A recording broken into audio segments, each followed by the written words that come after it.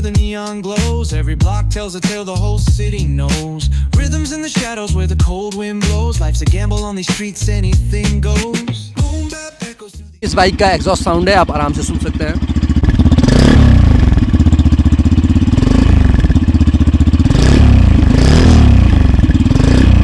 आप सभी का फिर से स्वागत है हमारे इस नए वीडियो में। और इस बाइक को पूरे हो गए हैं 1.5 साल, यानी कि लगभग 18 महीने।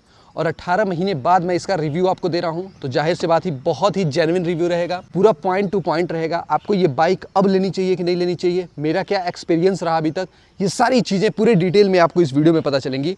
और प्लीज़ इसके पहले की जो वीडियोज़ थी जाने जिसमें मैंने इसके बारे में बताया था, रिव्यू दिया था, वो वीडियो बहुत ज़्यादा लोगों ने पसंद की, बहुत अच्छा रिस्पांस आया आप लोगों की तरफ से, जिसके बाद मुझे इंस्पिरेशन मिला कि मैं इसके बारे में और वीडियोस बनाऊं, आपको पूरा डिटेल दूं कि अभी जो नई वाली एफजेड लॉन्च हुई है 2025 मॉडल, उसके कंपैरिजन में ये वाली मॉडल से क्या डिफरेंस है, कि आपको ये लेना चाहिए या फिर नई मॉडल जो लॉन्च हुई है वो लेना चाहिए। तो वीडियो पे बने रहिए, बिना कोई बकवास के बिल्कुल पॉइंट टू पॉइंट बात करेंगे और अच्छे से आपको समझाएंगे कि इस बाइक को लेने में आपका क्या फ़ायदा है। जो नई वाली एफजेड लॉन्च हुई है उसके में और इसके में बहुत ज़्यादा स्पेक्स में डिफरेंस नहीं है, सिर्फ फीचर्स कुछ आगे ऐड कर दिए हैं, जिसकी वजह से प्राइस बहुत ज़्यादा बढ़ गया है। अब जैसे इंडिकेटर उसका, यहाँ से वो इंडिकेटर जो है ना वो शिफ्ट करके लगा दिया गया है यहाँ पे। आप नई वाली एफजेड जो मैंने है उसको चलाया है और मैंने उसको देखा भी है, उसके इंडिकेटर को यहाँ से यहाँ शिफ्ट किया गया है, तो थोड़ा सा सूना सूना सा लगता है। यानी कि इस इंडिकेटर को आप हटा दीजिए और सोचिए कि किस तरीके का व्यू आ रहा होगा, आप इमेजिन कर सकते हैं। बट वो पर्सनली है, आप किसी को पसंद आ सकता है, किसी को नहीं आ सकता है। दूसरा चेंज आएगा आपको मीटर में। मीटर में आपको ये चेंज देखने के लिए मिलेगा कि उसका जो मीटर है थोड़ा सा कलर्ड में है और थोड़ा सा अच्छा लग रहा है। जनरली मैं बता रहा हूँ, उसका डिस्प्ले जो आया है वो अच्छा है, लेकिन इसका भी बहुत बुरा नहीं है। आप बाइक चलाओगे आपको बिल्कुल अच्छा दिखेगा।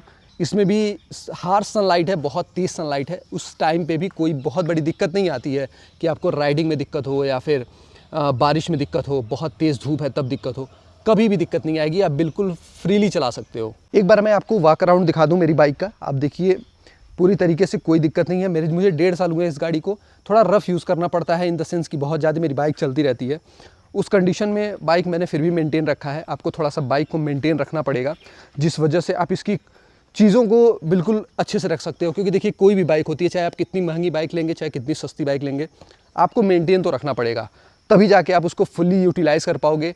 आप जितनी उसकी रिस्पेक्ट करोगे बाइक भी आपको उतनी रिस्पेक्ट देगी। देखिए इंजन को लेके कोई चेंजेस नहीं किया गया है, मैंने उस बाइक को भी राइड किया है, मुझे इंजन में कोई भी बदलाव देखने के लिए नहीं मिला। दूसरी चीज़, लुक्स थोड़े से उस बाइक के अच्छे लगेंगे, लेकिन हाँ फ्रंट से नहीं, मुझे फ्रंट से वो बाइक अपीलिंग नहीं लगी।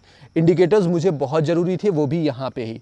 यहाँ पे मुझे इंडिकेटर का लॉजिक समझ नहीं आया पर्सनली। शायद आप इसके बारे में कमेंट में ज़रूर लिखिएगा, बट मुझे पर्सनली पसंद नहीं आया।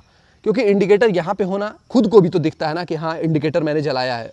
अलग बात है कि यहाँ पे सिग्नल बनता है, बट यहाँ पे भी देखने का एक अलग फील होता है कि मेरा इंडिकेटर जल रहा है। तो ये मुझे थोड़ा सा इलॉजिकल लगा यहाँ पे इंडिकेटर देना, पता नहीं यामाहा ने क्या सोच के वहाँ पे दिया है। दूसरी चीज़ कि सस्पेंशन के मामले में मुझे अभी भी लगता है कि इस बाइक का सस्पेंशन बेटर है नई वाली एफजेड से। इसका सस्पेंशन, मैंने एक एफजेड नहीं, मैंने कई एफजेड चलाया है इसी मॉडल की, मुझे इसका सस्पेंशन बहुत बेहतर लगा कंपेयर टू न्यू वाली एफजेड। लेकिन सबसे बड़ी बात मैं आपको ये बता दूं कि प्राइस का डिफरेंस बहुत ज़्यादा है दोस्तों।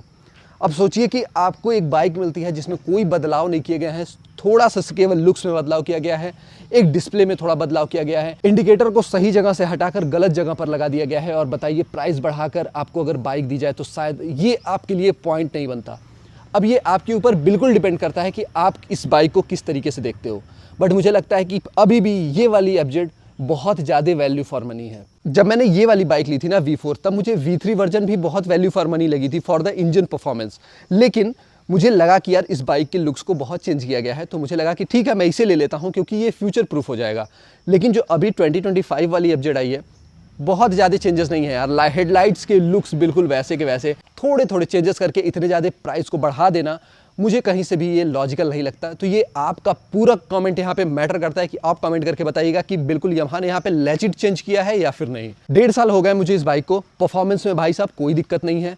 आप इस बाइक को मेंटेन रखिएगा, बाइक मेंटेन आप रखेंगे तभी आपको ये परफॉर्मेंस मिलेगा। Time to time chain spray, chain lube आपको यूज़ करना है, वॉश करिए बाइक को। बहुत ज़्यादा ऑफ रोडिंग इस बाइक से मत करिए। सॉकर लीक के बहुत प्रॉब्लम आते हैं, मेरी एक सॉकर लीक हो चुका है और मैंने उसको सही कराया। तो ये सब चीज़ें थोड़ी सी है एफजेड में, पता नहीं शायद सारी कंपनियां इस तरीके से कर रही हैं कि ऐसे प्रोडक्ट्स बना रही हैं कि जल्दी डैमेज हो ताकि हम जल्दी से सर्विस सेंटर पे जाएं। तो ये सब चीज़ें तो आजकल हर जगह पे हो रहा है। तो एटलीस्ट आप एक बाइक को जितना मेंटेन कर सकते हैं उतना करिएगा, उसके बाद ये बाइक आपको 100% परफॉर्मेंस निकाल के देगी। तो सीधी सी बात है, अगर आपको एक प्रीमियम कम्यूटर चाहिए, आप इसे अफोर्ड कर सकते हो, तो आप इसके लिए चले जाओ। ये बाइक आपको बिल्कुल निराश नहीं करेगी। लास्ट थिंग, यामाहा की सर्विस क्वालिटी के बारे में आप जानना चाहेंगे तो मैं कहूँगा सबसे बेस्ट सर्विस क्वालिटी अगर आपको किसी की मिलेगी यामाहा। रीज़न मैं देता हूँ, बहुत सारी बाइक्स आप सर्विस कराने जाएंगे, चाहे वो बजाज की बाइक हो, हीरो की बाइक हो, उसमें जो मैकेनिक होता है ना, वो जो लो सेगमेंट की बाइक को सर्विस करता है लाइक स्प्लेंडर डिलक्स, वही उनके एक्सट्रीम बाइक को भी सर्विस करता है। Most of the service centre पे आपको यही देखने के लिए मिलेगा, बट यामाहा में ऐसा नहीं मिलेगा। यामाहा की सबसे लो वर्जन की बाइक ही एफजेड, इसके बाद आपको MT-15 या फिर R15 देखने के लिए मिलेगी। तो वहाँ के मैकेनिक बिल्कुल एक्सपर्ट होते हैं, उनका हाथ एक तरह की गाड़ियों पे सेट होता है, तो उनकी सर्विस क्वालिटी आपको और बेहतर देखने के लिए मिलेगी। तो यामाहा की सर्विस क्वालिटी पे आप बिल्कुल डाउट मत करिएगा। कहीं पॉजिटिव कहीं नेगेटिव होता है, हर सर्विस सेंटर पे हर कंपनी के होता है, तो ये बिल्कुल एक सब्जेक्टिव चीज़ है। तो आप इस पर फोकस मत करिए। सर्विस क्वालिटी के मामले में यामाहा निराश नहीं करेगी। पार्ट्स थोड़े से महंगे आपको लगेंगे जस्ट बिकॉज की बाइक भी थोड़ी प्रीमियम है, ये प्रीमियम बाइक्स बनाते हैं।